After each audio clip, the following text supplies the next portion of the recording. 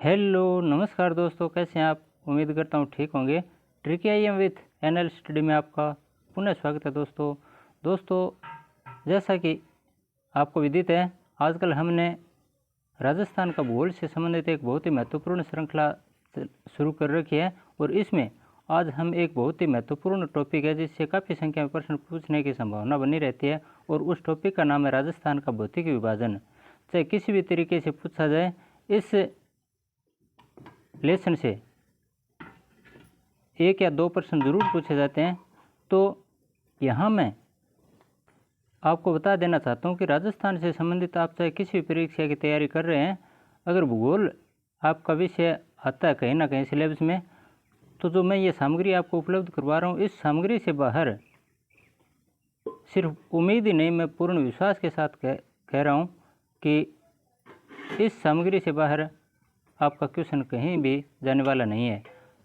तो जो मैं ये मैटर आपको उपलब्ध करवा रहा हूँ, जो वीडियो के माध्यम से आपको बता रहा हूँ, सिर्फ लिखना ही नहीं, जो मैं शब्द बोल रहा हूँ उन शब्दों में भी कहीं ना कहीं प्रश्न पूछे गए आते हैं। पीछे प्रश्न पूछने का मतलब है, मैं जो ये वीडियो बना रहा हूँ इसमें आज तक हाल फिलहाल की जो परीक्षाएँ हुई हैं उनसे संबंधित नहीं, काफ़ी पीछे भी परीक्षाओं में पूछे गए प्रश्न हैं। वो प्रश्न किस प्रकार से पूछे गए, उन प्रश्नों को समावेशित करते हुए, उनकी व्याख्या करते हुए मैं ये आप तक सामग्री प्रेषित कर रहा हूँ। तो यहाँ अतिरिक्त सामग्री कुछ भी नहीं है।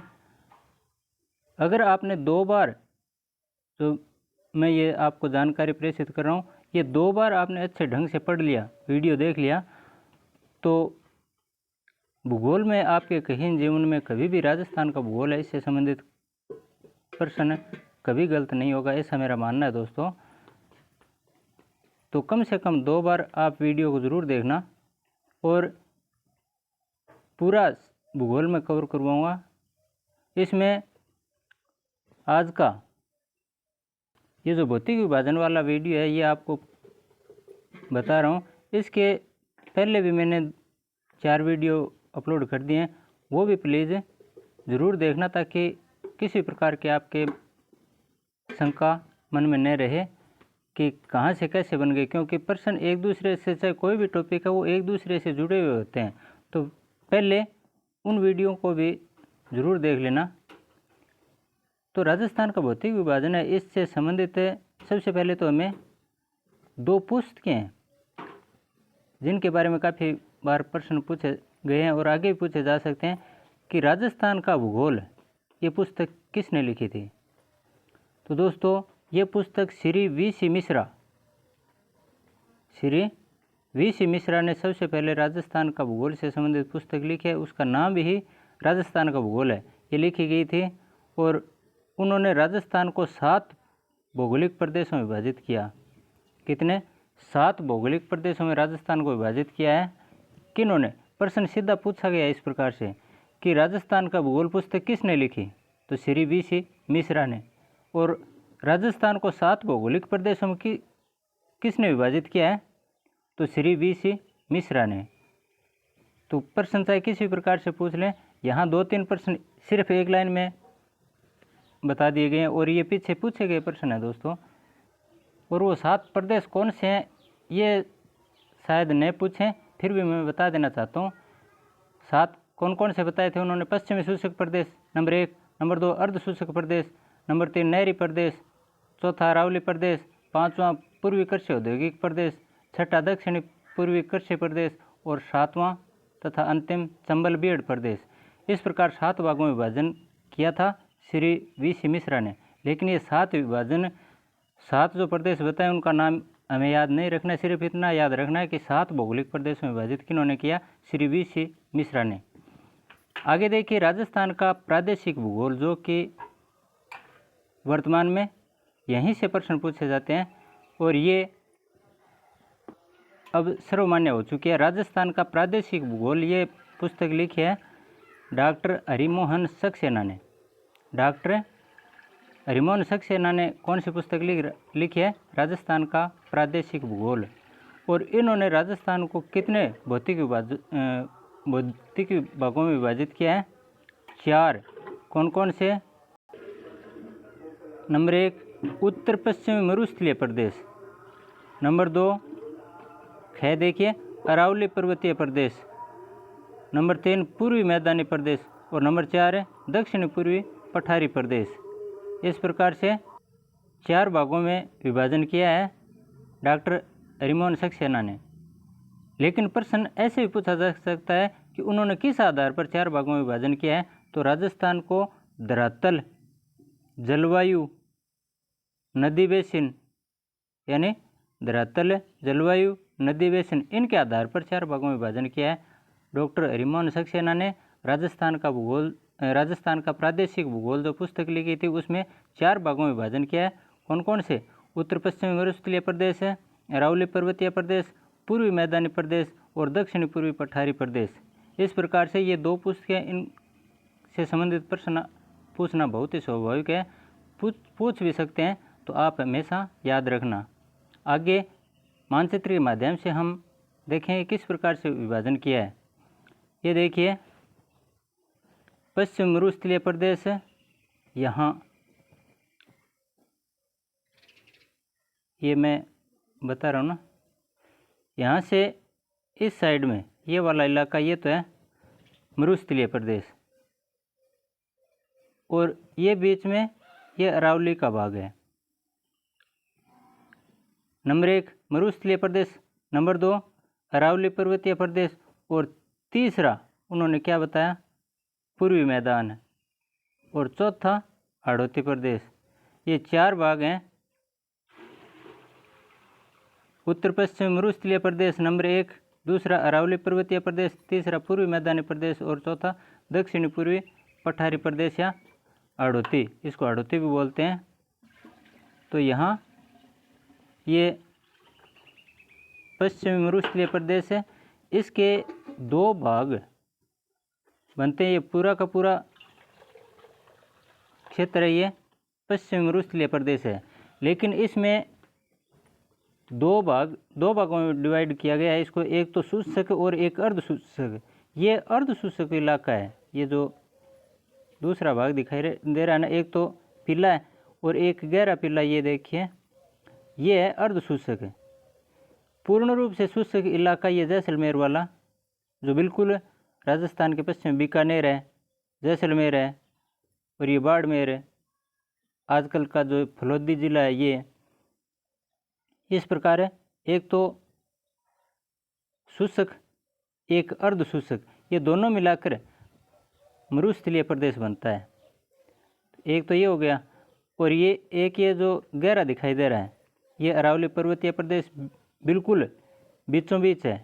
कई बार इसकी दिशा भी पूछी गई है कि अरावली पर्वतीय प्रदेश है ये राजस्थान को किस प्रकार से विभाजित करता है। तो जल विभाजक रेखा के रूप में ये राजस्थान को विभाजित करता है। जल विभाजक रेखा का मतलब क्या है कि ये बीच में से उठा हुआ भाग है, पहाड़ियाँ हैं, अरावली प्रदेश है, ये पहाड़ियों से पहाड़ियाँ हैं यहाँ पर, तो ऊंचाई है, ऊंचाई होना स्वाभाविक है।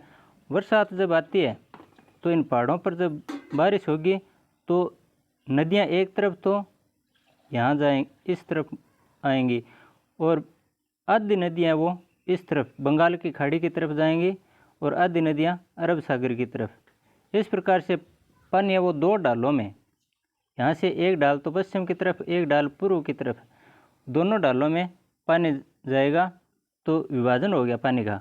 इस प्रकार जल विभाजक के रूप में काम करती है कि अरावली पर्वत श्रृंखला ही है। यहाँ जरूरी नहीं है बंगाल की खाड़ी में जाए पानी, पूर्व की तरफ जो पानी आता है ये यहाँ देखिए, यहाँ से जो दक्षिणी दिशा है यहाँ से पानी है, ये माही नदी आपने सुनी भी होगी। माही नदी का पानी राजस्थान में माही नदी प्रवेश करके यहाँ से और इस साइड में आती है। तो यहाँ जो दक्षिणी भाग है यहाँ से पानी अरब सागर की तरफ भी जाता है, लेकिन ये अरब सागर है और ये यमुना है, गंगा है, उन नदियों में जाकर मिल जाती है, चंबल नदी। तो इस साइड चंबल की सहायक नदियाँ बनास है, बनास के साथ साथ और भी नदियाँ पार्वती है, काली सिंध है। तो ये नदियाँ सारी की सारी गंगा में मिलती हैं और गंगा कहाँ, बंगाल की खाड़ी में जाकर गिरती है। इस प्रकार राजस्थान को दो भागों में विभाजित करने वाली अरावली पर्वत श्रृंखला है, ये जल विभाजक के रूप में काम करती है। और यहाँ वर्षा भी वर्षा के रूप में देखा जाए तो लगभग बीच में बिल्कुल मध्य में आती है यह अरावली पर्वत श्रृंखला। अरावली पर्वत श्रृंखला है, इसका जो ऊपर वाला हिस्सा है, ये देखिए, ये हिस्सा ये इतना चौड़ाई लिए हुए नहीं है जितना कि ये दक्षिणी इलाका। अरावली पर्वत श्रृंखला का दक्षिणी भाग है, ये ज़्यादा चौड़ा है किसकी बजाय, उत्तरी भाग की बजाय, यानी ऊपर से कम चौड़ा और नीचे से ज़्यादा चौड़ा, जबकि बीच में संकरा है। अरावली पर्वत श्रृंखला ये बीच में संकरा भाग है इसका, बिल्कुल ध्यान से देखने पर पता चलता है ना हमें। अब प्रश्न ये उठता है कि अरावली पर्वत श्रृंखला है, इसकी उत्पत्ति कहाँ से होती है। तो इसकी उत्पत्ति वैसे तो खेड़ब्रह्म गुजरात उस साइड से मानी जाती है, लेकिन अरब सागर को अरावली पर्वत श्रृंखला है, अरावली पहाड़ियाँ इनका पिता कहा जाता है, क्योंकि अरब सागर में इसकी जड़ें विद्यमान है और वहाँ से ये इस प्रकार से पहाड़ियाँ ऊपर उठती उठती यहाँ हमारे राजस्थान से होती हुई दिल्ली तक जाती हैं दोस्तों। तो इनके बारे में और हम विस्तार से आगे पढ़ेंगे। अब देखिए, ये पूर्वी मैदान काफ़ी कन्फ्यूज़ करता है हमें।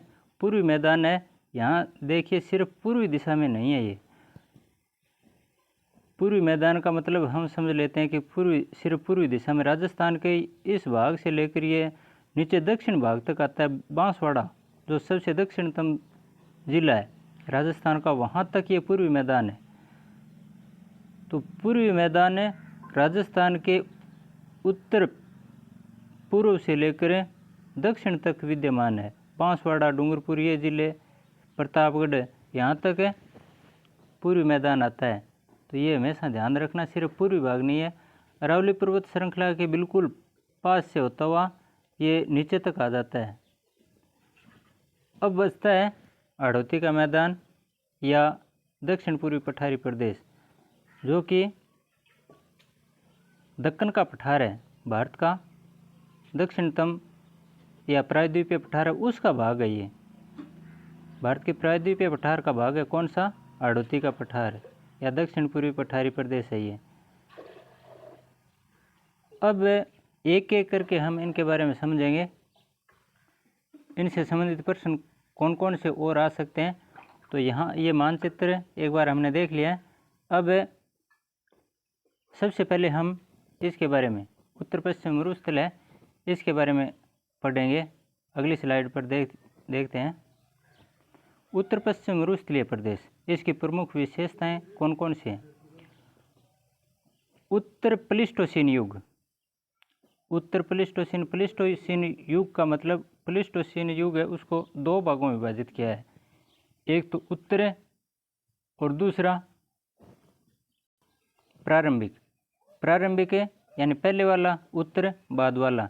तो ये उत्तर पश्चिम मरुस्थलीय प्रदेश है, ये बाद वाले प्लीस्टोसीन युग का है।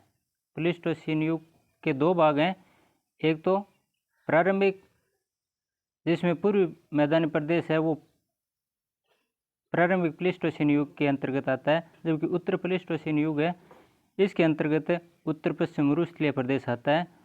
यह सबसे नवीन प्रदेश है।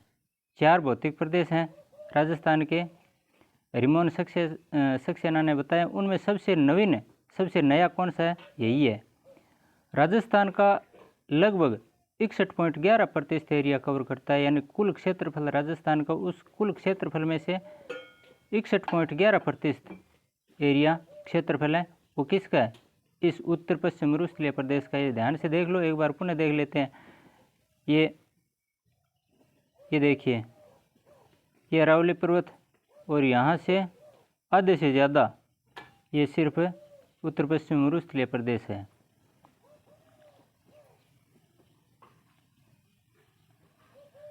यहाँ 40% जनसंख्या निवास करती है। राजस्थान में कुल जनसंख्या जितने भी निवास करते 2011 में 6.85 करोड़ थे, तो उसमें से 40% जनसंख्या सिर्फ इस उत्तर पश्चिम मरुस्थलीय प्रदेश है यहाँ निवास करती है। दोस्तों, उत्तर पूर्व से दक्षिण पश्चिम की तरफ ढाल बनाने वाला, उत्तर पूर्व से दक्षिण पश्चिम की तरफ ढाल बनाने का मतलब क्या है, एक बार पुनः देखिए मानचित्र में। यहाँ पहाड़ और जितनी भी नदियाँ, लूनी नदी है चाहे अन्य नदियाँ हैं, ये तो अंतर्वर्ती घग्गर नदी छोड़ दो, यहाँ जो लूनी नदी है और भी है उसकी सहायक नदियाँ, साबरमती नदी, ये सारी की सारी इस साइड में अरब सागर की तरफ आती हैं। तो अरब सागर की तरफ आने का मतलब क्या हुआ, ऊंचाई उत्तर पूर्वी साइड में, इस साइड में ऊंचाई है, तभी तो ये ढाल की तरफ आते हैं। तो इस मरुस्थलीय प्रदेश का भाग है उत्तर पूर्व की तरफ ऊंचा है और दक्षिण की तरफ है, यानी दक्षिण पश्चिम की तरफ नीचा है। यही बात इस लाइन में बताई गई है कि उत्तर पूर्व से दक्षिण पश्चिम की तरफ ढाल बनाने वाला है कौन सा, उत्तर पश्चिम मरुस्थलीय प्रदेश। और टेथिस सागर का अवशेष, बहुत बार प्रश्न पूछा गया है, टेथिस सागर का अवशेष कौन सा है, उत्तर पश्चिम मरुस्थलीय प्रदेश।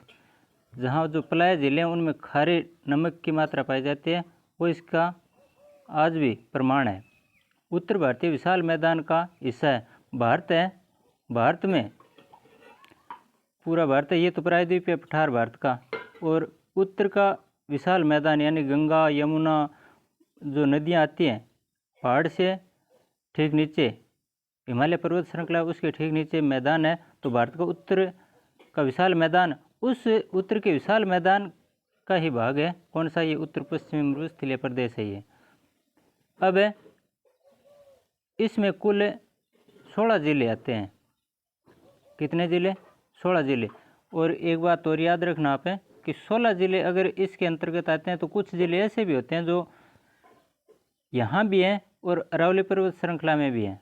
तो कई जिले ऐसे होते हैं जो दोनों भौतिक विभाग हैं उनमें शामिल कर लिए जाते हैं। तो इसमें कुल मिलाकर 16 जिले, पहले 12 हुआ करते थे, अब 16 जिलों में कवर करता है ये।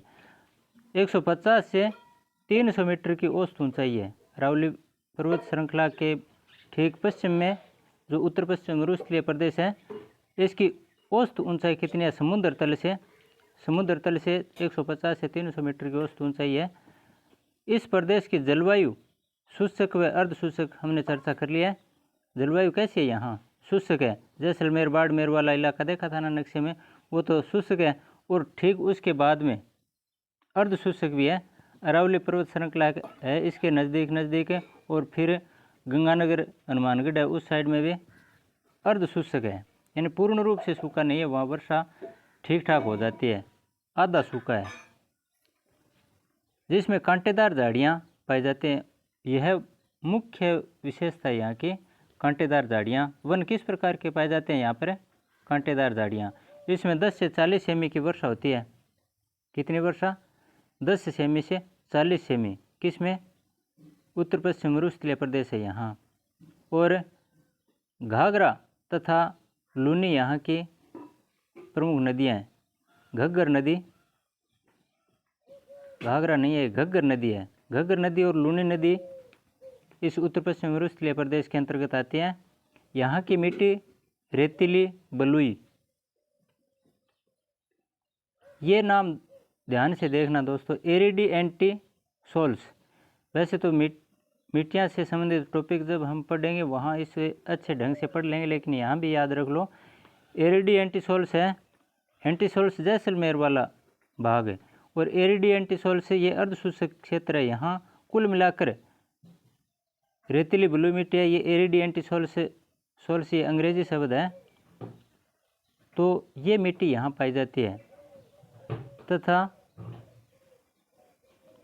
यहाँ की मुख्य फसलें कौन कौन से, ग्वार है, बाजरा, मोठ, तिल, इस प्रकार यहाँ मुख्य फसलें। चना भी होता है। बड़े बड़े बालू का स्तूप यहाँ बहुतायत में पाए जाते हैं। बालू का स्तूप का मतलब रेतीले टीले होते हैं ना, रेत के बड़े बड़े टीले पहाड़ जैसे बन जाते हैं, आंधियाँ चलती हैं। तो दक्षिण पश्चिम मरुस्थलीय प्रदेश है, उत्तर पश्चिम मरुस्थलीय प्रदेश, उसके बारे में हमने मोटा मोटी काफ़ी पढ़ लिया है। एक बार पुनः रिवीजन कर लेते हैं इसका। सबसे नवीन है प्लीस्टोसीन का जो बाद वाला भाग है उसके अंतर्गत आता है। यहाँ जनसंख्या कितनी है? 40%। कितनी जनसंख्या इसमें? इसको मैं थोड़ा जूम करके दिखा रहा हूँ।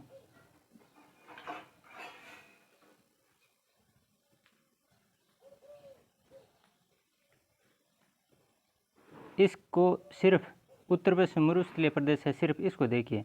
ये अर्धशुष्क और ये शुष्क, इन दोनों को देखना है एक साथ, क्योंकि दोनों सिर्फ उत्तर पश्चिम मरुस्थलीय प्रदेश के अंतर्गत आते हैं। तो सबसे नवीन है, चारों भौतिक विभाजन में चारों प्रदेश हैं, इन चारों में सबसे नया यही है। प्लीस्टोसीन के बाद वाले भाग में आता है। क्षेत्रफल यहाँ का कितना है? 60.11। जनसंख्या कितनी? 40% है। और टेथिस सागर का अवशेष है। किसका? टेथिस सागर का अवशेष। ये भी टेथिस सागर का एक और आएगा, टेथिस सागर का अवशेष। कौन सा? ये पूर्वी मैदान। तो ये पूर्वी मैदान और ये मरुस्थलीय दोनों टेथिस सागर के अवशेष हैं। उत्तर भारत का विशाल मैदान है, उसी का ये भाग है। भारत के जो प्रायद्वीपीय पठार और उत्तर भारत है हमारा, इस भारत के एक तो प्रायद्वीपीय पठार है, प्रायद्वीप का मतलब तीनों ओर से पानी से घिरा हुआ दक्षिणी भारत, वो प्रायद्वीपीय पठार का हिस्सा है। या फिर भारत का जो उत्तरी भाग है नदियों वाला, हिमालय से जो नदियाँ निकलती हैं वो मैदान बनाते हैं, तो उत्तर का विशाल मैदान है उसका भाग है, या फिर प्रायद्वीपीय पठार का। तो ये मरुस्थल है, ये इस उत्तर के विशाल मैदान का भाग है। भारत का जो उत्तर का विशाल मैदान है उसका भाग है, भौतिक हिस्सा है। ढाल है इसकी किस तरफ से? इस तरफ से, यानी उत्तर, ये उत्तर और ये पूर्व, उत्तर पूर्व से दक्षिण पश्चिम की तरफ, यानी इस साइड में ढाल है इसका। उत्तर पूर्व से दक्षिण पश्चिम की तरफ है, ढाल लिए हुए है। लूनी नदी यहीं से होती हुई आती है, साबरमती भी यहाँ, और ये अरब सागर में जाकर गिरती हैं।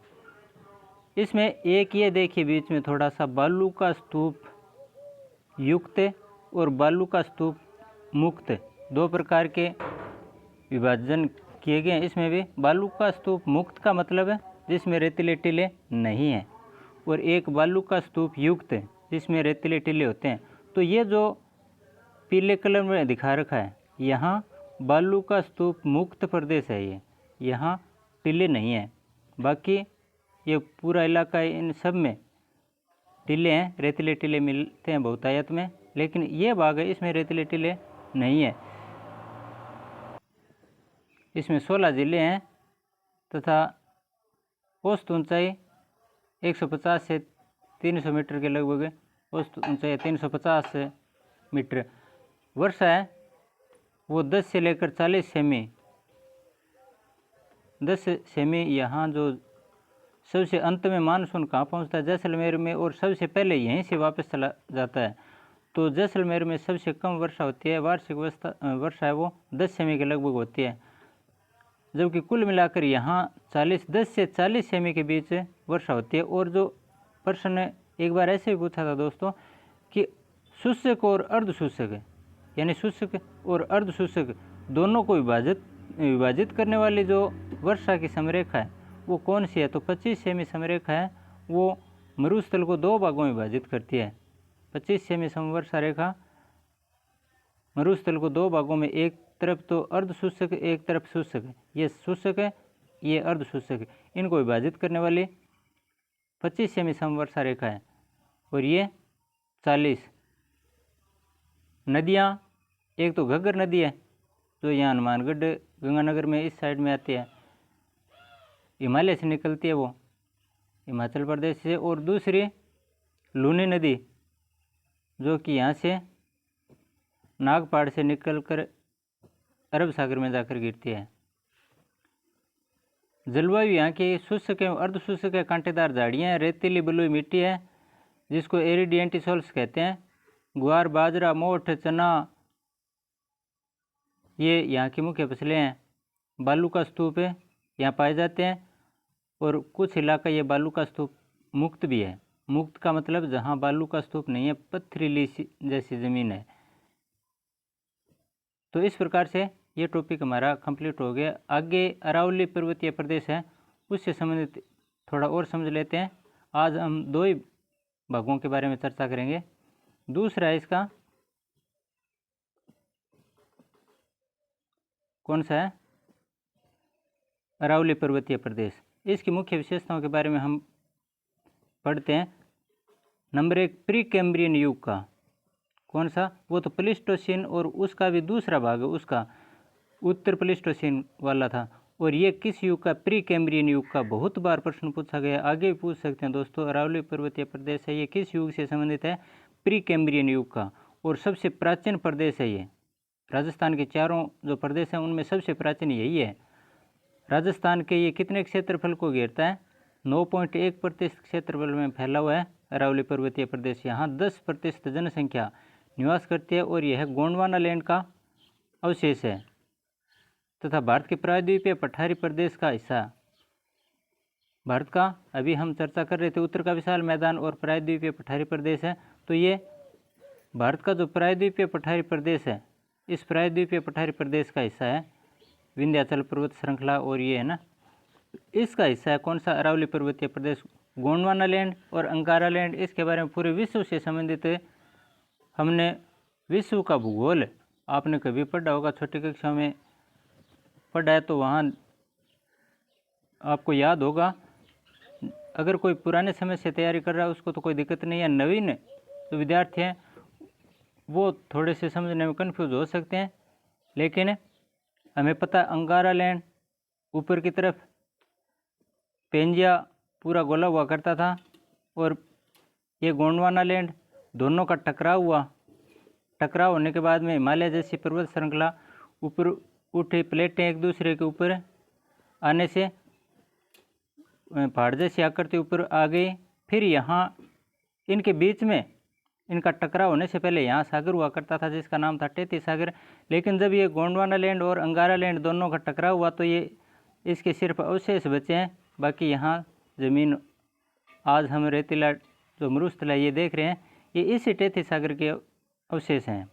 तो गोंडवाना लैंड और अंगारा लैंड, ऊपर वाला अंगारा लैंड था और नीचे वाला गोंडवाना लैंड, इनके बीच का जो हिस्सा था ये सागर था बीच में, जो कि टेथी सागर के नाम से जाना जाता था। इसी टेथी सागर के अवशेष हैं अभी ये उत्तर पश्चिमी मरुस्थलीय प्रदेश है, यहाँ पाए जाते हैं। तो इसके बारे में आप भारत के भूगोल से संबंधित जब हम समझाएंगे तब काफ़ी अच्छे ढंग से इसके बारे में बता देंगे। फिलहाल इतना ही समझ लो कि प्री कैम्ब्रियन युग का है और गोंडवाना लैंड प्रदेश है, इसका अवशेष प्रायद्वीपीय पठारी प्रदेश का हिस्सा जो दक्षिणी भारत वाला है ना, उसका हिस्सा है। जबकि उत्तर पश्चिम का विशाल मैदान जो मरुस्थलीय प्रदेश था वो भारत के उत्तर के विशाल मैदान का हिस्सा था। ये 13 जिलों में, वो कितने जिलों में था, 16 जिलों में अवस्थित था। पार्श्ववर्ती ढालों के साथ 930 मीटर की औसत ऊंचाई लिए हुए हैं। पार्श्व ढालों का मतलब ये अरावली पर्वत श्रृंखला जो कि ऊंचाई में 930 मीटर ऊंचाई है, औसत ऊंचाई। पूर्व की साइड में और पश्चिम की साइड दोनों तरफ निचाई है, तो ढाल दोनों तरफ है। इसका पता हम कैसे लगाते हैं, जब वर्षा होती है इन पर्वतीय प्रदेशों में, अरावली पर्वत श्रृंखला पर जब वर्षा होती है तो आधा पानी वर्षा का इस साइड में नीचे आ जाता है और आधा पानी इस साइड में नीचे आ जाता है। तो इस साइड में जो पानी आता है उसको तो बनास नदी ले जाती है और इस साइड में आता है उसको लूनी नदी इस साइड में अरब सागर की तरफ ले आती है, जबकि बनास नदी बंगाल की खाड़ी की तरफ ले जाती है। तो ये कहने का मतलब है दोनों तरफ ढाल हैं, इसलिए बोलते हैं पार्श्ववर्ती ढालों के साथ 930 मीटर की औसत ऊंचाई लिए हुए हैं। यहाँ 40 सेमी से 60 सेमी, वहाँ कौन सी थी 10 सेमी से 40 सेमी वर्षा उत्तर के विशाल उत्तर पश्चिमी मरुस्थलीय क्षेत्र में 10 से 40 सेमी वर्षा हुआ करती थी, जबकि यहाँ 40 सेमी से 60 सेमी औसत वार्षिक वर्षा होती है। तथा यहाँ की मुख्य नदी बनास नदी है। कौन सी नदी है यहाँ, मुख्य बनास नदी है। इस प्रदेश की जलवायु उप आर्द्र है। उप आर्द्र का मतलब है आर्द्र के कई भाग हैं, अति आर्द्र, आर्द्र और उप आर्द्र। आर्द्र के 3 भाग बना रहा हूँ मैं। एक तो आर्द्र, आर्द्र का मतलब वर्षा ठीक है। एक होती है आर्द्र से कम है, यानी बिल्कुल कम नहीं, आर्द्र होती है उससे थोड़ी कम, तो ये होती है उप आर्द्र।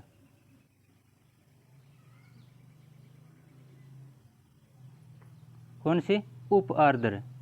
एक होती है अति आर्द्र। अति आर्द्र का मतलब है बहुत अधिक वर्षा, काफ़ी ज़्यादा वर्षा। आर्द्र से ये कम और ये ज़्यादा, तो ये तो है हाड़ौती का मैदान, अति आर्द्र वाला।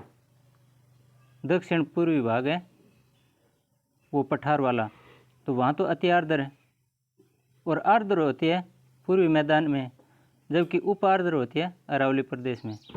इसमें मानचित्र के माध्यम से हम देख लेते हैं। ये तो कम वर्षा, शुष्क, अर्ध शुष्क, कम वर्षा, लेकिन ये तो हो गई अति आर्द्र, ये हो गई आर्द्र और ये हो गई उप आर्द्र। इस प्रकार ये जो 3 भाग हैं इनको क्रम से आप याद रख लेना। कम वर्षा, ठीक वर्षा और अधिक वर्षा। अधिक वर्षा, ठीक ठाक वर्षा और ठीक से थोड़ी कम वर्षा। ये तो बिल्कुल कम है, ये मरुस्थल में बिल्कुल कम, यहाँ ठीक ठाक। इस ठीक ठाक से ये सही वर्षा है आर्द्र में, इससे कुछ कम ये उपार्द्र होगी और ये हाड़ौती वाला प्रदेश है, यहाँ अति आर्द्र। तो वर्षा से संबंधित ये 3 सिर्फ आर्द्र शब्द से आप याद कर लेना, कभी आपका जीवन में प्रश्न गलत नहीं होगा। उप आर्द्र अरावली में उष्ण कटिबंधीय कांटेदार झाड़ियाँ होती हैं, उस प्रकार के वन पाए जाते हैं। मिट्टी किस प्रकार की? काली पत्थर है तो काली भूरी पथरीली मिट्टी मिलेगी, स्वाभाविक है। इसको क्या कहते हैं? इनसेप्टी। वो एंटी थी, जैसलमेर यानी मरुस्थल वाली एंटी, जबकि ये इनसेप्टी सोल्स है। इस प्रकार की मिट्टी पाई जाती है। खनिजों की यहाँ बहुलता है, इसलिए अरावली प्रदेश को खनिजों का अजायब गिरवी कहते हैं। और मक्का तथा ज्वार यहाँ की प्रमुख फसलें हैं दोस्तों। एक बार पुनः देख लीजिए, आज बस 2 ही टॉपिक पढ़ेंगे हमें। सबसे प्राचीन है अरावली पर्वतीय प्रदेश है, ये सबसे प्राचीन है। प्री कैम्ब्रियन युग का है, 9.1% क्षेत्रफल लिए हुए, जबकि मरुस्थल था 60.11%। 10% जनसंख्या इस अरावली प्रदेश में रहती है, जबकि उत्तर पश्चिम का मरुस्थलीय प्रदेश था उसमें 40% जनसंख्या थी। गोंडवाना लैंड का भाग है ये, कौन सा? अरावली पर्वत। जबकि मरुस्थलीय प्रदेश था वो उत्तर के तैतीस सागर का अवशेष था। ये प्रायद्वीपीय पठार है जो भारत का दक्षिणी भाग है, उसका अवशेष है अरावली पर्वत श्रृंखला। जबकि उत्तर पश्चिम का मरुस्थलीय प्रदेश था वो उत्तर भारत का विशाल मैदान है, उसका अवशेष था। यहाँ ढाल है, पार्श्व है, पर्वत की जो ढाल है दोनों तरफ, जबकि उत्तर पश्चिम का मरुस्थल था उसकी ढाल थी उत्तर पूर्व से दक्षिण पश्चिम की तरफ। इसमें कितने जिले? 13 जिले, जबकि उसमें 16 जिले थे। यहाँ 930 मीटर की औसत ऊंचाई है अरावली पर्वत श्रृंखला की, जबकि मरुस्थल में 150 से 350 मीटर के बीच की औसत ऊंचाई थी। 10 सेमी से 40 सेमी वर्षा उसमें होती थी, यहाँ 40 से 60 सेमी की वर्षा होती है।